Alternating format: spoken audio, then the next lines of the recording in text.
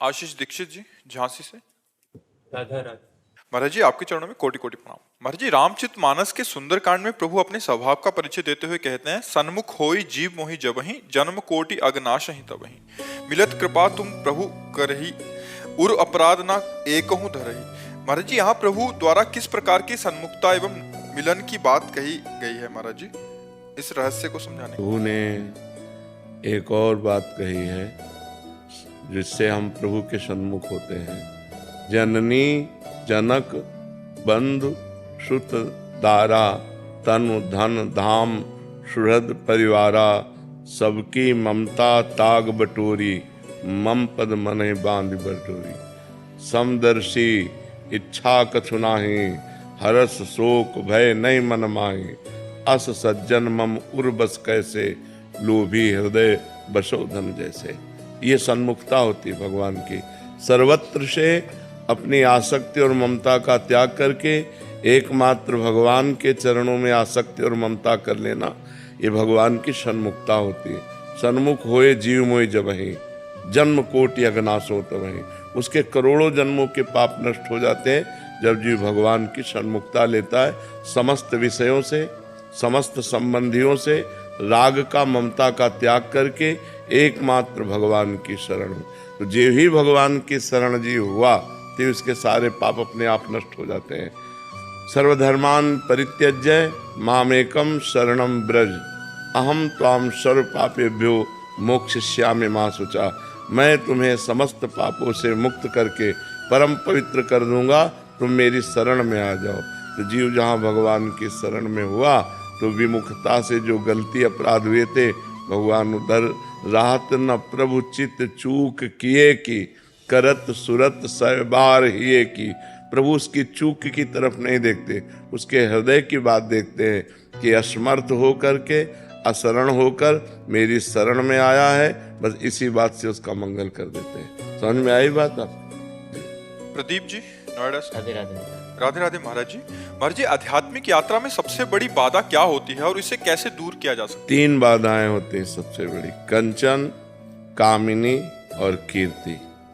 रुपये का लोभ, स्त्री भोग की आकांक्षा, काम भोग और मान बढ़ाई प्रतिष्ठा, ये 3 बाधाएं भगवत प्राप्ति नहीं होने देती।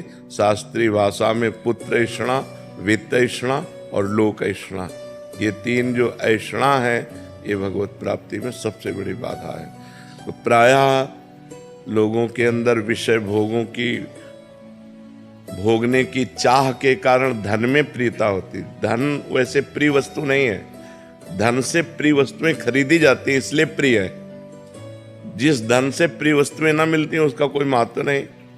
मान लो अभी 2000 के एक ट्रक नोट आपको दे दिए जाए, आपको कोई हर्ष नहीं होगा कि उससे प्रिय भोगी वस्तुएं खरीदी नहीं जा सकती।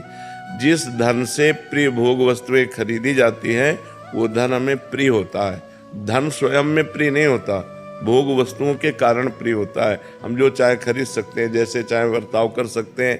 और जो काम भोग है ये सृष्टि का सबसे बड़ा आकर्षण है। ये जो स्त्री पुरुष का आकर्षण, पुरुष पुरुष का आकर्षण, जो काम क्रीड़ा है ये सबसे बड़ा आकर्षण है। जो इस काम रूपी शत्रु पर विजय प्राप्त कर ले, धन लोभ रूपी शत्रु पर विजय प्राप्त कर ले, यश कीर्ति मान प्रतिष्ठा इस पर विजय प्राप्त कर ले, वो भगवान को प्राप्त कर सकता है। नहीं तो इसी खाइयों में गिर जाते हैं। कोई तो धन में ही गिर जाते हैं, कोई धन और स्त्री दोनों में गिर जाते हैं, कोई धन और स्त्री अगर क्रास भी कर गए तो आगे मान प्रतिष्ठा में गिर जाते हैं। कोई गुरु कृपा पात्र विरला ही होता है जो कंचन कामिनी कीर्ति तीनों को ठुकरा करके सच्चिदानंद भगवान का भजन करके भगवान से प्रेम करे, भगवान के तत्व का ज्ञान प्राप्त करे, कोई बिरला ही होता है। समझ पा रहे हैं आप?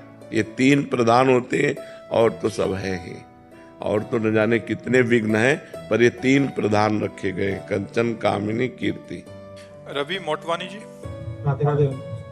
राधे राधे महाराज जी। महाराज जी, क्या हमें जिन महापुरुषों से गुरु मंत्र प्राप्त करने का सौभाग्य मिलता है वो हमारे जन्म से पूर्व निर्धारित होता है या हम स्वयं चयन? नहीं, ये भगवान की कृपा से होता है।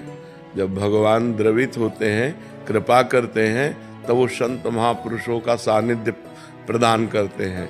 अब मोहि भाव भरोस हनुमंता, बिनु हरि कृपा मिले नहीं संता। ये हमारे पूर्व कर्म से नहीं मिले हैं, ये संत भगवान का जो साक्षात्कार है ये भगवान की कृपा से हुआ है।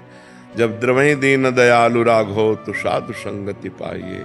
जब भगवान जिस जीव पर दया करते हैं तो जिस दया से हेतु की कृपा से हमें मानव देह दिया, उसी हेतु की कृपा से हमें साधु संग मिल जाता है।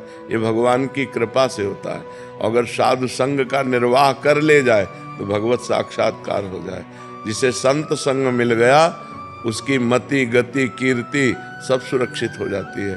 पर यदि उसको स्वीकार कर पावे तो संतों की वाणी को अपने आचरण में उतारना ही संतों के संग का लाभ लेना है। अगर संतों के वचनों को अपने आचरणों में ना उतार पावे तो फिर क्या लाभ। थोड़ी देर बैठे, यहाँ का वायुमंडल सतोगुण है, इसके बाद चले गए, फिर वही माया, फिर वही रजोगुण। अगर हम उनकी बात पकड़ ली तो संसार में रहते हुए भी हम असंग रहेंगे, जैसे जल में कमल का फूल रहता है। आप देखो बिल्कुल जल रहित, और जल में ही पैदा हुआ है, जल में ही रह रहा है। ऐसे संसार में ही पैदा हुए, संसार में ही रहे, पर अनासक्त असंग, भगवान के चिंतन से परिपूर्ण, कोई भी पापाचरण जीवन में नहीं। ये सब संत संग का प्रभाव होता है। तो जब हरि द्रवित होते हैं तो संत संग देते हैं। ये पूर्व जन्म से निर्धारित नहीं है कि हमको अब इस जन्म में संत संग मिलेगा, नहीं, ये भगवान की कृपा से होता है।